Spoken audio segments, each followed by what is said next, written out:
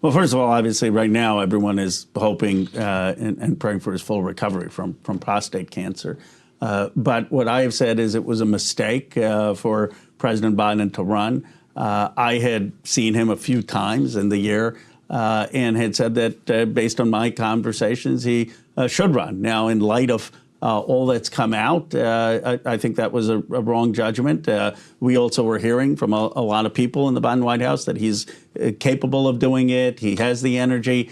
We should have pushed back. It should have been more independent, should have asked more questions, shouldn't have had as much deference. I do think he was capable of doing the job of president, but was he up for a grueling campaign and 4 more years? That seems obvious that many of us in the party got it wrong. Well, yeah, I'm curious. I imagine, if you do more town halls, you'll hear sentiments that sound just like Megyn's to Jake Tapper there. I feel like it's part of a trust deficit that voters have with Democrats now. It feels like a significant question mark that people will come to Democratic congressmen with. And correct me if I'm wrong, if that's not something you hear from your constituents, but I wonder how you address that, how Democrats address that. I know Jake Tapper isn't like an elected Democratic official, but as somebody... He scans as like to the public, right? Yeah, well, and he did. Not elected, but...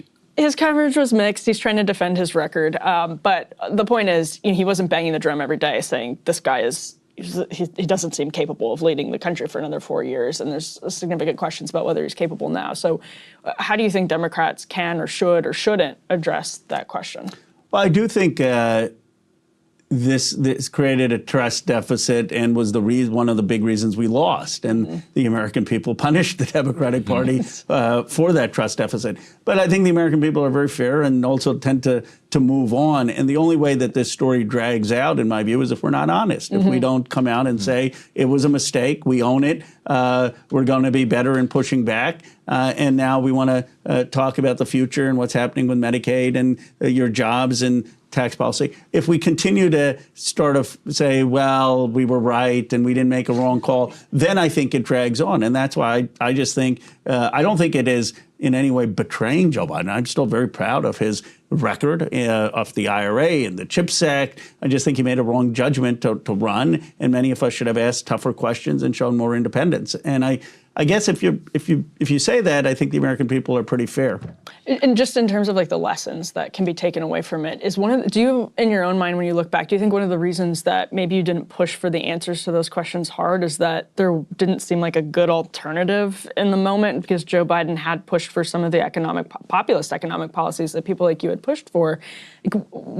Is there something that you thought maybe it held you back from pushing further, asking those questions?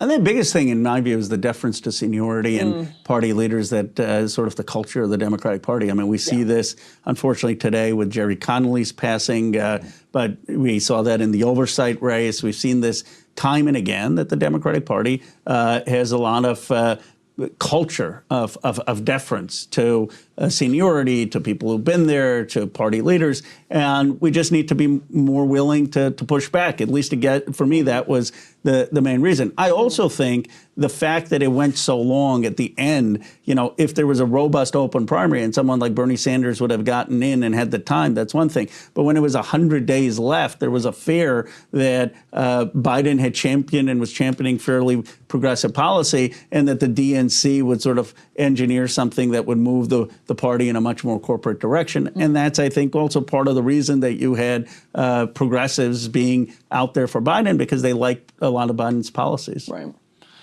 Yeah, I think that's the case too. And I wonder how much the coronation of Kamala Harris plays into this the same sense of betrayal or rejection that the public feels towards the Democratic behavior in 2024. Do you think even Obama, we now know through reporting, and it seemed you could kind of sense it at the time, but we now know that both Obamas thought that there should be an open primary and that the convention should really choose a candidate. Yeah. Like a completely radical idea, like Democrats get together and just democratically decide who should be the nominee. And they were front run eventually by Biden, and then others who very quickly just endorsed Kamala, and it was done. So do you think that plays into it? Yes. Do you think that was a mistake not to have The argument was, oh, there'll be 6 weeks of fighting and blah, on and on. But was that a mistake to not have an open primary? It was. Look, the ideal situation would have been Biden does better than expected at the midterms, announces he's not doing a second term, and there's a real open primary. Because I do think it was awkward to go to a convention and to pass over the sitting vice president. I'm not saying that wouldn't have been preferable to what we did, but there's an awkwardness to that, whereas I don't think anyone would have said that if there was an actual open election. The second best case, though, would have been an open convention and primary. And the reason is that the American people have this sense, in my view, I mean, having lost races, having lost a race and won a race 2 years later. I mean, I lost to an incumbent and then won against the same incumbent 2 years later. And the biggest thing I got was, well, bro, you're really working hard. You must really want this job. You've been campaigning so long. And I think with Donald Trump, unfortunately, there was a sense like he's been campaigning for this for 4 years. Yes. What we saw as criminal lawsuits, people said, well, he's really fighting this, and he's fighting assassinations. And so here's this person who's been campaigning for 4 years for a job, and someone who's 100 days, and the American people kind of want you to earn it. They want you to beg and ask for their votes and fight for that. And that is something that Obama really benefited from, right? I mean, he was in every nook and cranny of this country fighting for Hillary. And I think it hurt Harris in just her chances. Had she defeated someone, and it would have actually strengthened her. And can you imagine the hagiography that Biden would be getting right now if he had, and anybody watching this if you're in your 80s and you're hanging on to your Senate seat, like think about this. Like, yeah, they love breaking points. If Biden, I'm sure they do. If Biden, they watch it right after the PBS NewsHour clip on YouTube ends. If Biden had stepped down, like you said, after they overperform in the midterms, he steps down, he says, I said I was going to be a bridge, I'm following through on it. Like, the glowing portrayals of his legacy that we would be kind of sloshing through right now. You think even if Trump wins, that's the case?